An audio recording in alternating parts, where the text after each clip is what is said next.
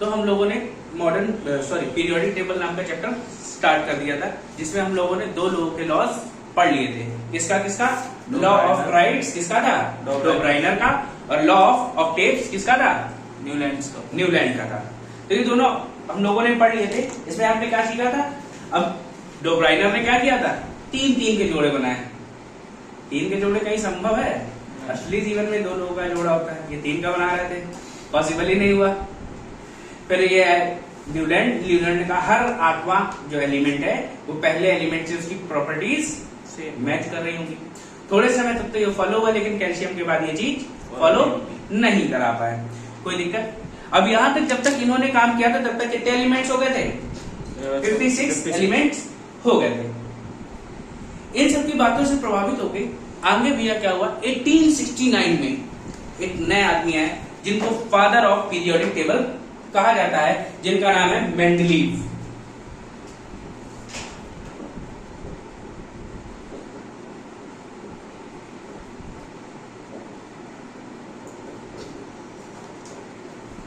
Mendeleev periodic table ये कब बनी? 1869 में। ये डेट पूछी गई है भैया पेपर में।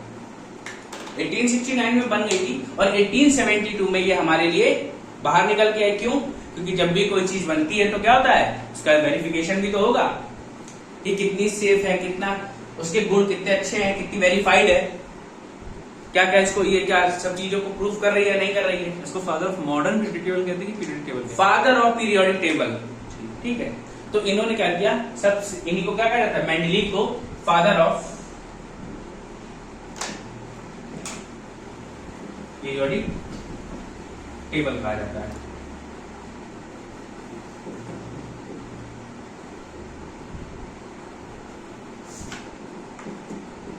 आवर्त सारणी के जनक। कोई दिक्कत नहीं। अब इन्होंने क्या बताया? इन्होंने ये बताया कि जो केमिकल और फिजिकल प्रॉपर्टीज होती है किसी भी एलिमेंट की, वो क्या होती हैं? एटॉमिक मास के पीरियोडिक फंक्शन होती हैं। एटॉमिक मास के? हाँ, एटॉमिक मास का क्या होती है? पीरियोडिक फंक्शन होती है। अब पीरियोडिक फंक्शन क्या होता है? यानी आवर्त फलन होती है। पीरियोडिक फंक्शन मतलब किसी भी एलिमेंट की इलेक्ट्रोपॉजिटिविटी क्या है, इलेक्ट्रोनेगेटिविटी क्या है, उसकी वैलेंसी क्या है, ये सब क्या आता है? ये पीरियोडिक फंक्शंस हैं किसी भी एलिमेंट के। कोई दिक्कत? आवर्त फलन क्या है? किसी भी तत्व के प्रॉपर्टीज। हाँ, सिंपली कह सकते हैं प्रॉपर्टी। इलेक्ट्रोनेगेटिविटी क्या है, इलेक्ट्रोपॉजिटिविटी क्या है, उसकी वैलेंसी क्या है, उसके जो गुण है वो कहां दिखाते हैं? हम पीरियोडिक फंक्शन से दिखाते हैं। और ये इन्होंने किसके हिसाब से बताया? ये इन्होंने अकॉर्डिंग टू मास बताया। ठीक है, तो लिखो Mendeleev's law.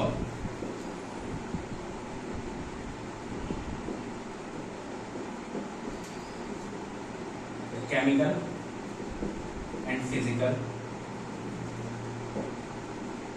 properties of element are periodic functions to their masses। ठीक है, या एटॉमिक मास लिख लो तो कोई दिक्कत नहीं है आपको। ठीक है, क्या किसी तत्व के भौतिक एवं रासायनिक गुण, उसके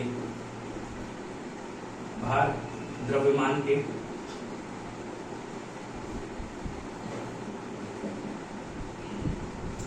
आवर्ती फलन होते हैं। यहां तक कोई समस्या आ रही है? तो इन्होंने क्या किया? इन्होंने बताया, पहली बात तो ये कही। अब और क्या कहा? जब इन्होंने मासेस के बारे में बता दिया तो इन्होंने जो अपनी पीरियोडिक टेबल बताई वो मासेस के अकॉर्डिंग बनाई, in increasing order of their masses. Atomic mass के बढ़ते हुए क्रम में बढ़ाई। मतलब क्या? इन्होंने जब लेफ्ट से राइट, जब आप इनकी टेबल में लेफ्ट से राइट जाएंगे, ये लेफ्ट है और ये राइट है, तो जब आप इस तरफ को जा रहे होंगे तो ये मासेस क्या होंगे? बढ़ रहे होंगे।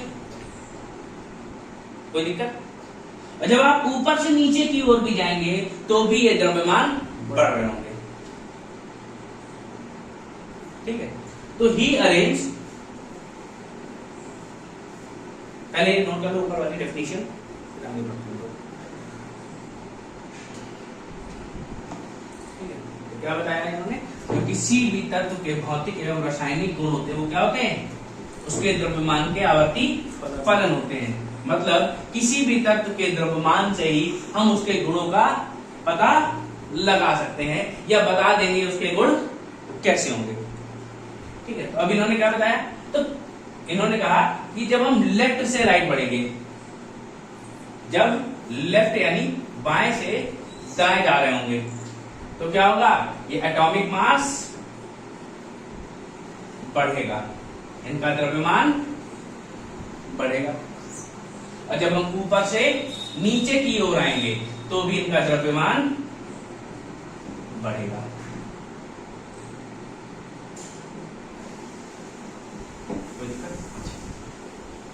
ये बात इन्होंने क्या दी? That means इन्होंने क्या किया? He arranged his periodic table according to their increasing order of atomic mass. लिख लो। He arranged the elements in increasing order of their atomic masses. इन्होंने तत्वों को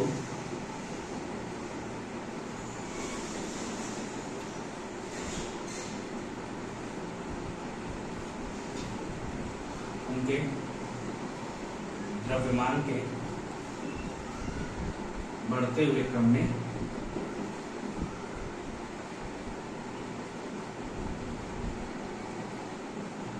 व्यवस्थित किया।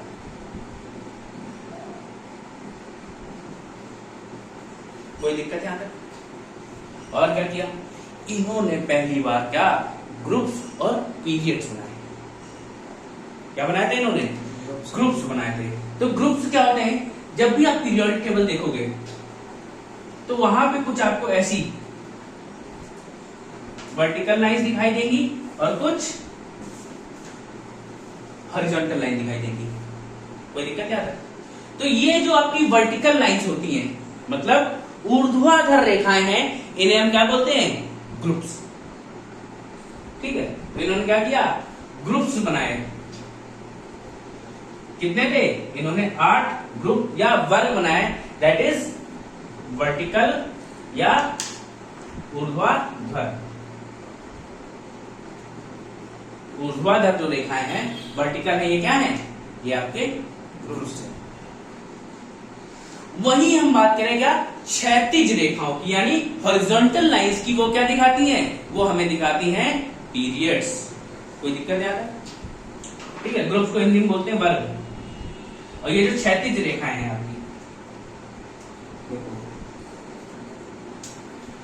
ये वाली रेखाएं जो हैं, ये आपके क्या है? पीरियड्स हैं। कोई दिक्कत?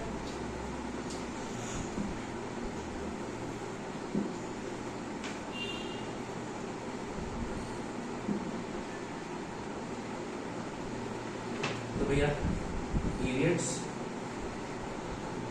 पीरियड्स कितने थे? 7। कोई दिक्कत? ये क्या है आपकी?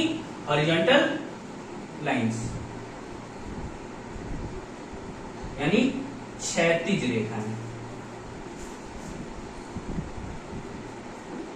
कोई दिक्कत यहां तक? ठीक है। और ये वाली जो लाइंस हैं आपकी, जो वर्टिकल आ रही हैं ऐसे, इनको क्या बोला जाएगा? इनको ग्रुप बोला जाएगा।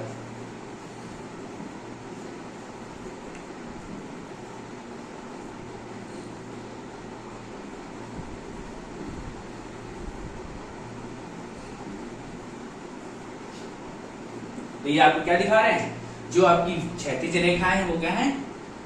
क्या है? वो पीरियड्स हैं। जो वर्टिकल लाइंस है वो ग्रुप्स हैं। तो ग्रुप्स कितने थे टोटल? ग्रुप्स इन्होंने बताए थे 8 और पीरियड्स बताए थे 7। इतनी बात समझ में? इसको नोट करो।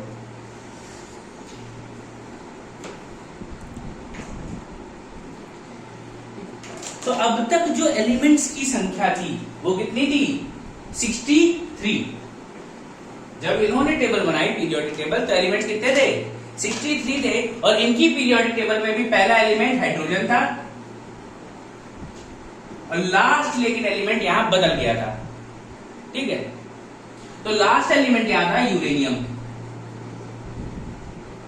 अंतिम जो तत्व था वो क्या था? यूरेनियम था। अब इन्होंने जब पीरियोडिक टेबल बनाई तो लोगों ने सर्च किया और बताया इसकी मेरिट्स क्या हैं और डिमेरिट्स क्या हैं।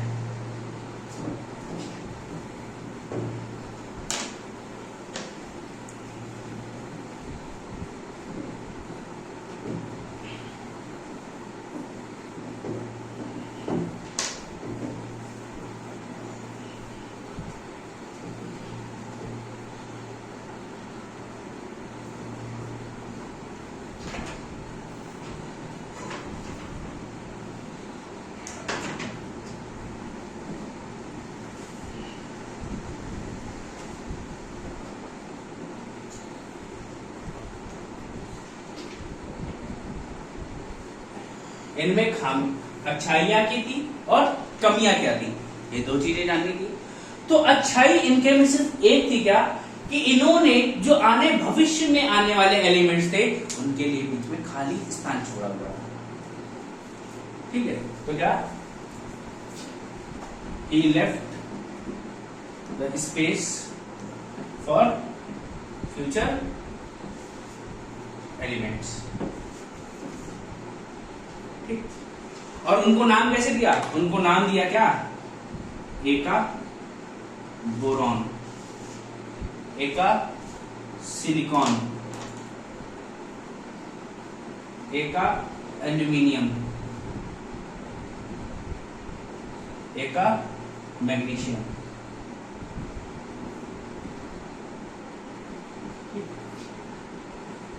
ऐसे ये नाम देके इन्होंने क्या किया? ये खाली स्थान छोड़ दिए और इनको बाद में क्या अलग अलग नाम दिए गए। कौन कौन से? यहां पे मिला आपको स्टैंडियम, ध्यान रखना भैया। अब एका बोरॉन का नाम पूछा जाता है, क्या है? स्कैंडियम। ठीक है, फिर एका सिलिकॉन, ये क्या है? ये है जर्मेनियम।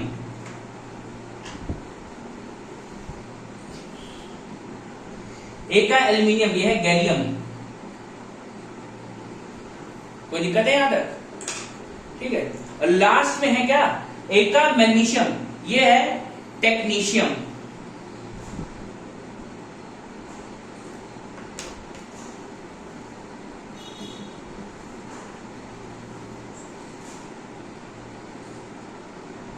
कोई दिक्कत है?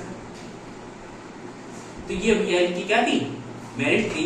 इन्होंने क्या किया था? फ्यूचर एलिमेंट्स के लिए स्पेस छोड़ा हुआ था। यहां तक कोई समस्या? अब आगे बढ़े, इनकी डीमेरिट्स की तरफ जाया जाए। तो डीमेरिट जब देखी गई तो इन्होंने क्या बताया था? ये मैग्नीशियम का क्या नाम था? Technicium, technetisium, technetium, sorry.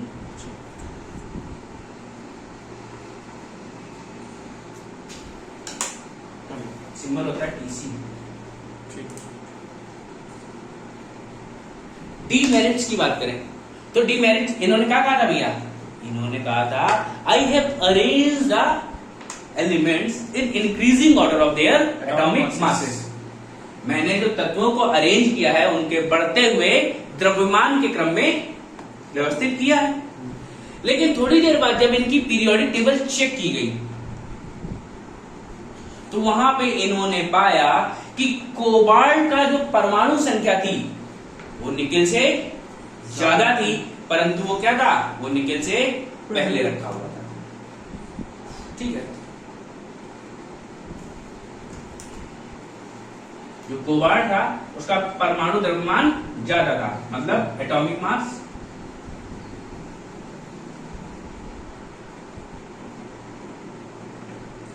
ये लगभग 58.9 था और जो निकेल था वो 58.7 था। अब भैया क्या होना चाहिए था? निकिल पहले होना चाहिए था क्योंकि इसका एटॉमिक मास कम है, लेकिन इन्होंने क्या किया, निकिल को बाद में रखा और कोबाल्ट को पहले रखा। ये यहाँ पे फेल हो गए और ऐसा एक दो जगह इनकी टेबल में और पाया गया। तो ये क्या थी, इसकी एक डिमेरिट थी। और दूसरी डिमेरिट क्या थी, ये अपनी टेबल में आइसोटोप्स को स्थान नहीं दे पाया।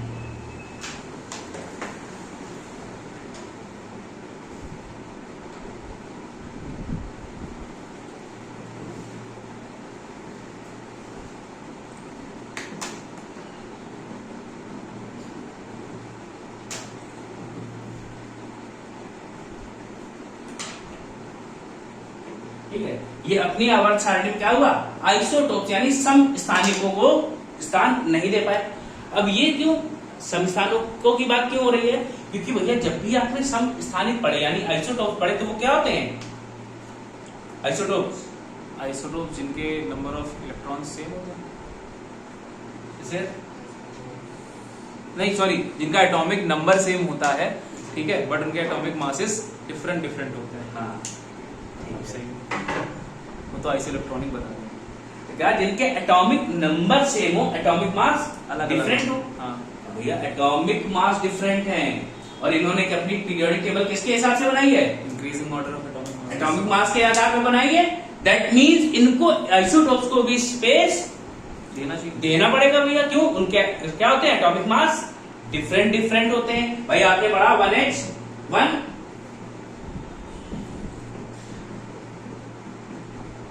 ये पढ़े थे। हाँ, अब इसमें क्या देख रहे हो, एक बार हाइड्रोजन का मास 1 है, एक बार 2 है, एक बार 3 है, तो इनको स्पेस दो भैया जब इनका मास अलग अलग है। भाई ये भी तो एलिमेंट्स हैं। हाँ, और सबसे ज्यादा आइसोटोप किसके होते हैं पता है, नहीं, पोलोनियम के। ध्यान रखना, ये पूछा जाता है which element has maximum number of isotopes, तो वो पोलोनियम है। तो ये बात समझ में आई क्या, ये अपनी पीरियोडिक टेबल में आइसोटोप को स्थान नहीं दे पाए और कुछ जगह पे इन्होंने कम परमाणु भार वाले तत्वों को बाद में रखा, किसकी तुलना में, ज्यादा परमाणु भार वाले तत्वों की तुलना में देखा जाए तो।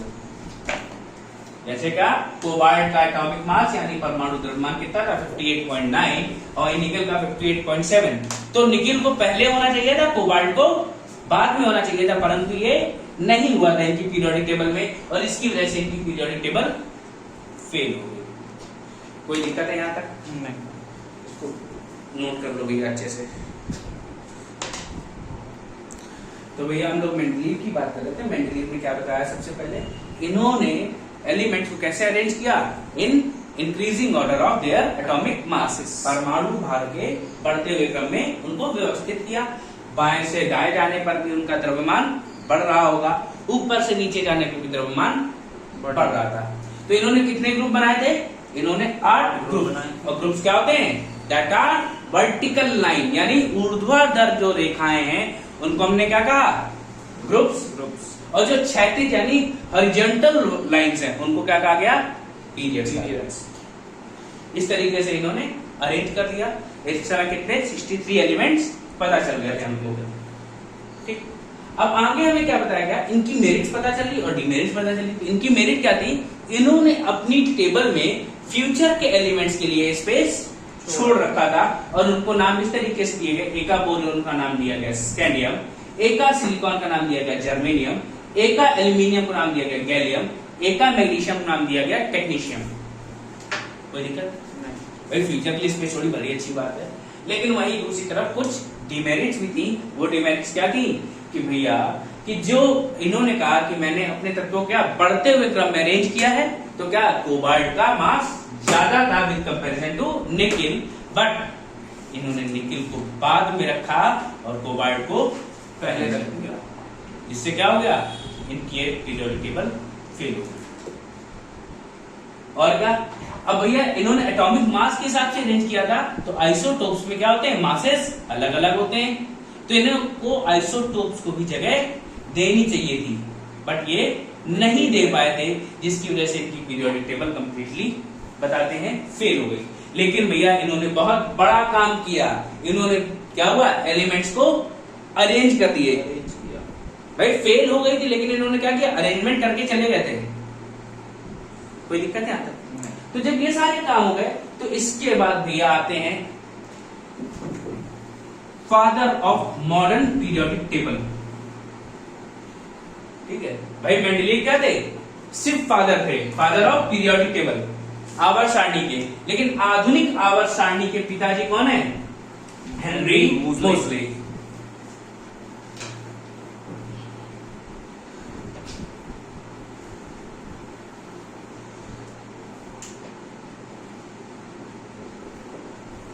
मॉडर्न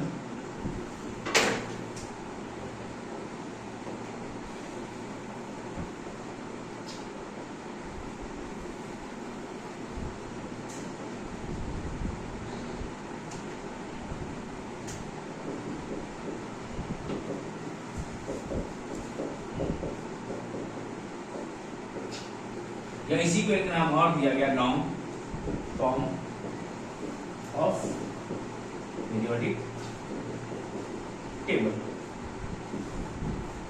कोई दिक्कत है आता? और ये कब की बात है, ये बात है 1913 की। Long form of periodic table कब आई, 1913 में आई। और ये किसने दी, it was given by Henry Moseley. ये भैया नाम याद रखना है, इन्हीं को क्या कहा जाता है, फादर ऑफ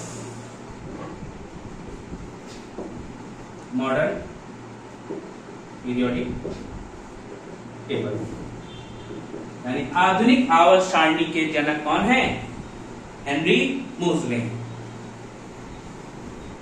कोई दिक्कत है यहां तक?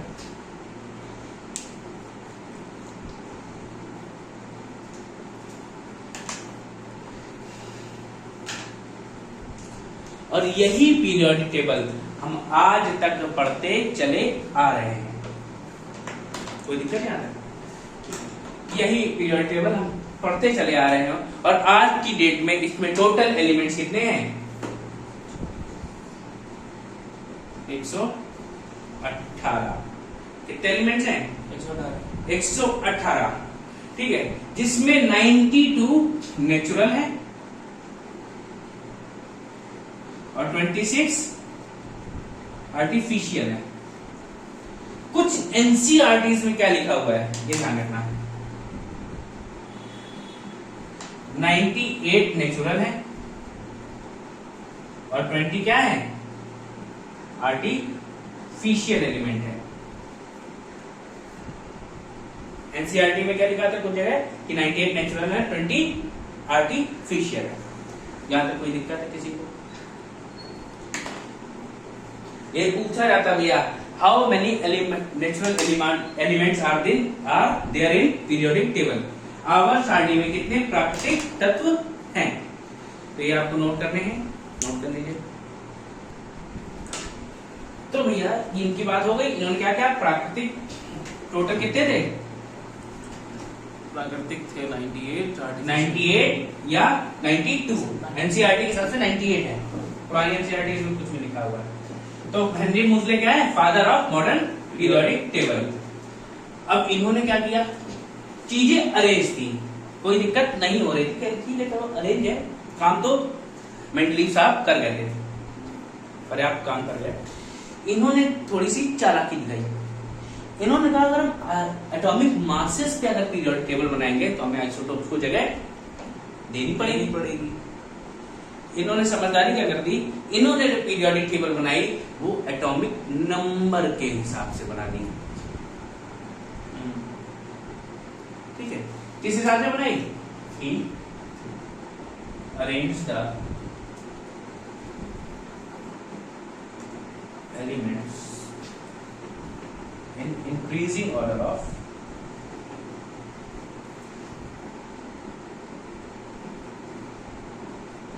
atomic number, क्या परमाणु संख्या के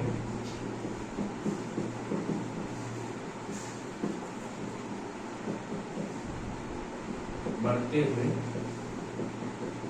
क्रम में तत्वों को व्यवस्थित किया।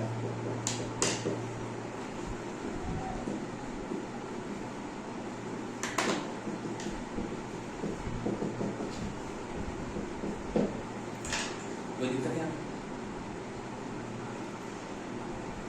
अब देखो, इन्होंने जब बनाया तो इनके पीरियड्स कितने थे? सॉरी, इनमें जो ग्रुप थे वो ग्रुप थे कितने? 18।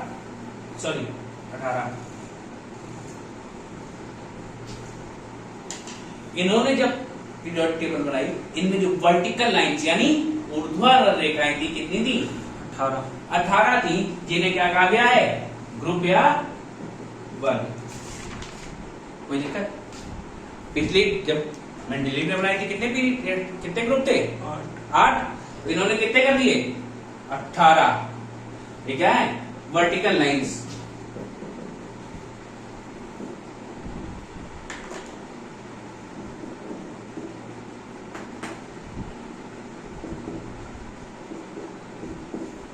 ऊर्ध्वाधर रेखाएं कितनी थी?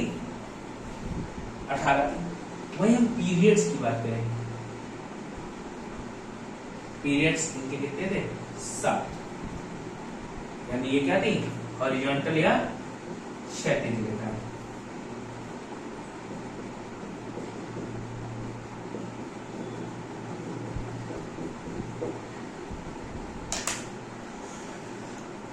अब देखो कैसे बनी हुई थी, इस टेबल को देख लेते हैं हम लोग। ये देखो, इसके ऊपर नंबर्स दिखाई दे रहे हैं, दिख रही है पूरी की पूरी पीरियोडिक टेबल। इस कॉर्नर से शुरू हुई है, ठीक है।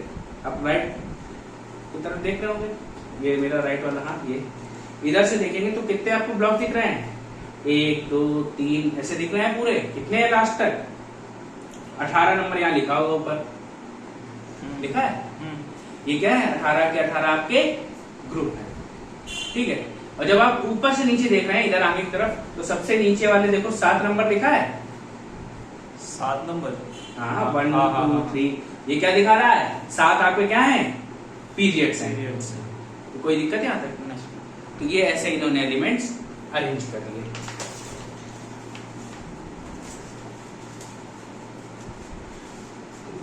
और इनका जो पहला एलिमेंट, इनका भी क्या था? हाइड्रोजन ही था।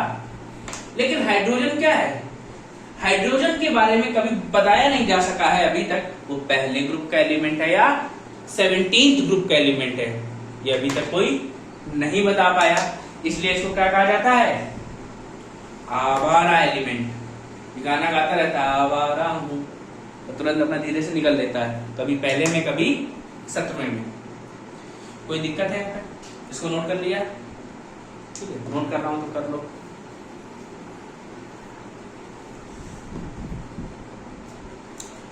तो भैया देखो, जब मेंडलीव ने क्या कहा था? The chemical and physical properties of elements are periodic function to their masses. Mendeleev ने कहा, मेंडलीव मासेस। हाँ, मेंडलीव ने मासेस के बारे में कहा था। लेकिन जब कौन आए? हेनरी मोजले आए, तो इन्होंने क्या कहा? इन्होंने कहा भैया the physical and chemical properties of elements are periodic function to their atomic number. ये किसने कही है? ये कही है मोजले ने। किसी भी तत्व के रासायनिक एवं भौतिक गुण उनके परमाणु संख्या के आवर्ती फलन होते हैं। क्या होते हैं? भौतिक एवं रासायनिक गुण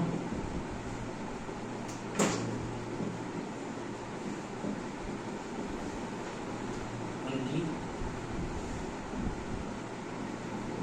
परमाणु संख्या का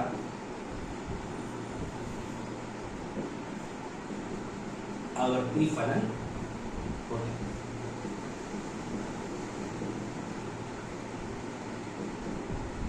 मतलब उनके एटॉमिक नंबर से ही हम बता देंगे क्या वो कितने क्या हैं, इलेक्ट्रो पॉजिटिव हैं, कितने इलेक्ट्रो नेगेटिव हैं, उनकी वैलेंसी क्या है, ये हम कैसे बता देंगे, बाय देयर एटॉमिक नंबर।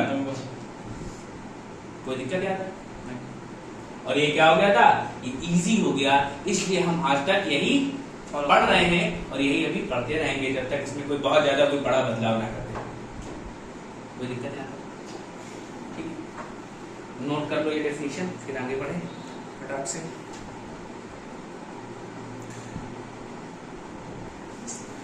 ठीक है, अब देखो मॉडर्न पीरियोडिक टेबल, एक छोटा सा चित्र बना लेते हैं।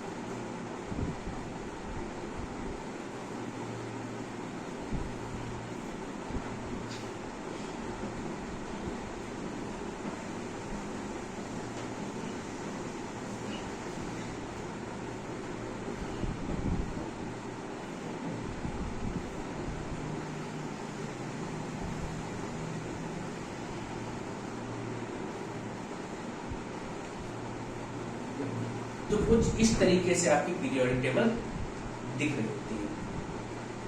कोई दिक्कत है? ठीक, और यहाँ ग्रुप्स, यहाँ नंबरिंग करते हैं तो 1 2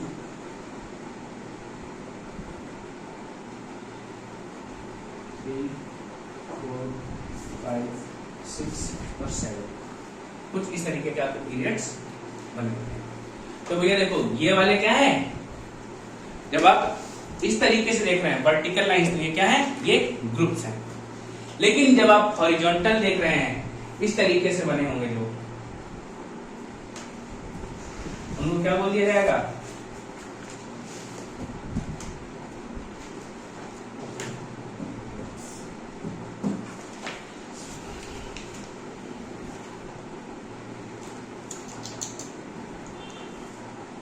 ये भैया हो जाएंगे पीरियड्स।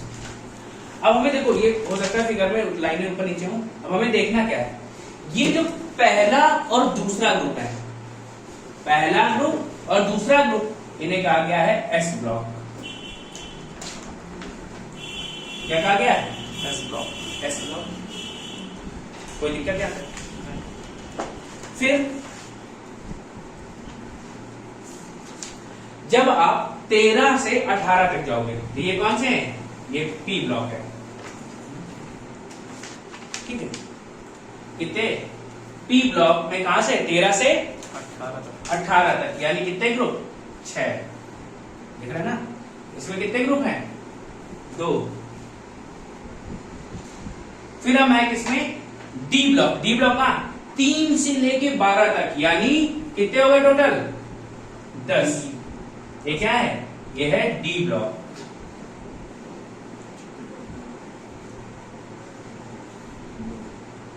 अब डी ब्लॉक में क्या था, डी ब्लॉक में कुछ यहां पे 2 सीरीज दिखाई देती हैं, कुछ एलिमेंट्स दिखाई दिए, उनको उठा के हमने क्या किया, नीचे रख दिया।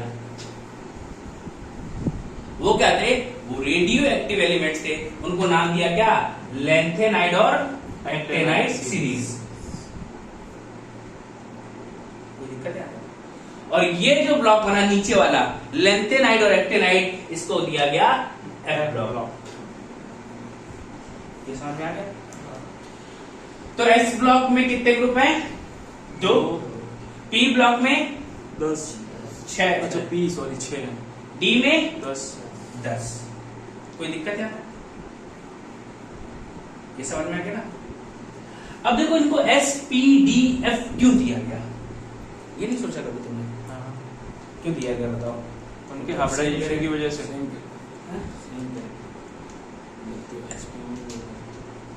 और बताओ उनकी हाइब्रिडाइजेशन की हाइब्रिडाइजेशन में क्या? मतलब उनके जो इलेक्ट्रॉन्स होंगे लास्ट उनकी ऐसी होगी, इनकी डी होगी, इनकी पी होगी, इनकी F। जब भी इनका इलेक्ट्रॉनिक कन्फिग्रेशन किया जाएगा या जिसे हाइब्रिडाइजेशन बोलते हैं, उसमें क्या होगा, इसके जो आखिरी इलेक्ट्रॉन्स होंगे s ब्लॉक वाले के आखिरी इलेक्ट्रॉन्स s सेल में ही होंगे। जब आप 1s2 2s2 करोगे, ऐसे आप लिखते हो, तो जब आप देखोगे किसी भी सेल में जाओ, या तो 1s में होंगे, या 2s में होंगे, या 3s में होंगे, या 4s में ही होंगे इसके इलेक्ट्रॉन, p में नहीं। वैसे ही आप जब p ब्लॉक के एलिमेंट्स देखोगे, p ब्लॉक के एलिमेंट्स में भी इसके अंतिम इलेक्ट्रॉन जो होंगे वो p सेल में ही होंगे, ठीक है, वो चाहे 2p में हो, 3p में हो, 4p में हो, कोई दिक्कत नहीं। फिर d ब्लॉक की बात करें तो d ब्लॉक के भी इलेक्ट्रॉन ऐसे क्या होंगे, d सेल में ही होंगे, और f ब्लॉक के इलेक्ट्रॉन भी f सेल में ही होंगे, इसीलिए इनको ऐसे डिवाइड किया गया। कोई दिक्कत यहाँ तक नहीं? इसको समझ लिया और थोड़ा नोट कर लो, ठीक है। तो भैया आपने क्या देखा, जो हमने आवर्त सारणी यानी पीरियोडिक टेबल है उसको 4 ब्लॉक में बांटा गया, S block, P block, D block और F ब्लॉक। ये आपने फिगर बना दिया। इसमें कितने पीरियड्स हैं? 7 पीरियड्स और 18 ग्रुप्स।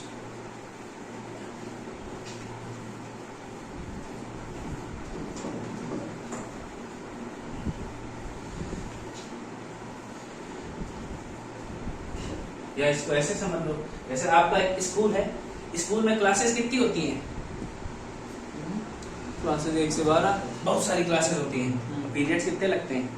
10। पीरियड सबके लिए एक ही सेम सिमिलर लगते हैं, हाँ। 7 पीरियड लगने हैं, 8 पीरियड लगने फिक्स होते हैं। ऐसे यहाँ पीरियड फिक्स है 7, ग्रुप की संख्या ज्यादा है, कितनी? 18 है। तो ज्यादा वाले ग्रुप्स हैं वो क्या है, वर्टिकल लाइन्स हैं। याद रखने का बस, तुमको कुछ भी करो, कैसे भी करो, याद रखो, ठीक है। अब देखो क्या है, जो S ब्लॉक है,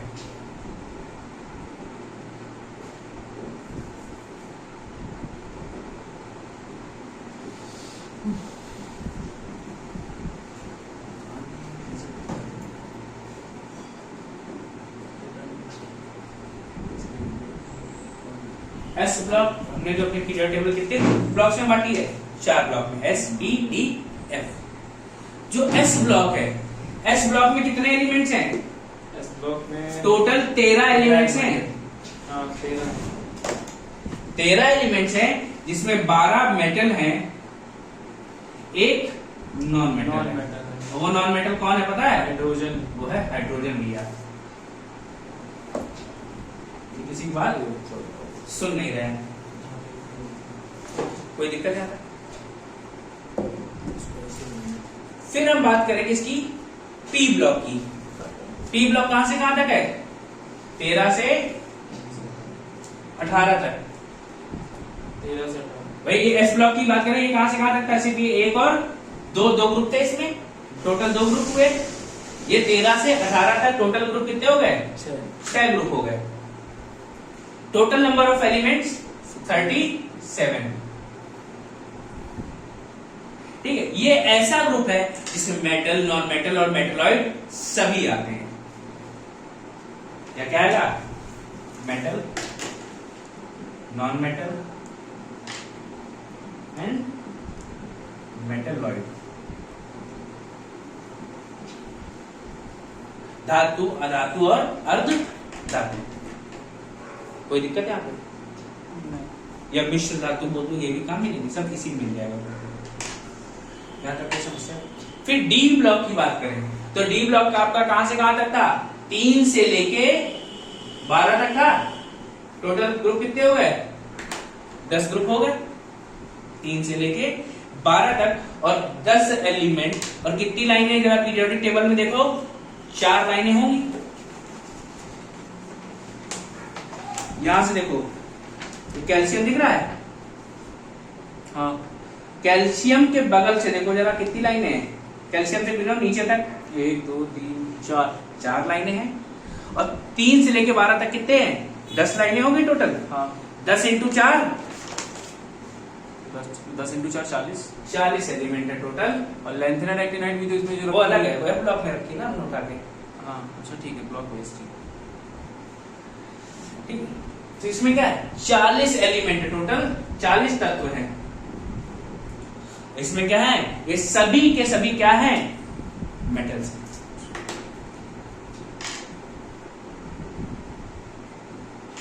ये सभी के सभी धातु हैं। कोई दिक्कत? वही हम बात करें एफ ब्लॉक में। एफ ब्लॉक क्या है, एफ ब्लॉक में एलिमेंट्स टोटल 28 एलिमेंट्स हैं, ठीक है। इसमें 2 सीरीज है, कौन कौन सी, लैंथेनाइड और एक्टिनाइड, दोनों सीरीज इसी में आती हैं। टोटल 28 एलिमेंट हैं। अब देखो भैया, ये जो डी ब्लॉक एलिमेंट है, इनको अब क्या कहते हैं, इनके एक नाम और है, ट्रांजिशन एलिमेंट। ट्रांजिशनल। जब डी ब्लॉक हम पढ़ेंगे तो वहां हम आपको बताएंगे ट्रांजिशन एलिमेंट क्यों कहा जाता है और क्या होते हैं। अभी तो फिलहाल में ये बता दिया क्या, डी ब्लॉक एलिमेंट को क्या कहा जाता है, यहाँ पे जो एलिमेंट होते हैं इनको ट्रांजिशन एलिमेंट्स भी कहा जाता है।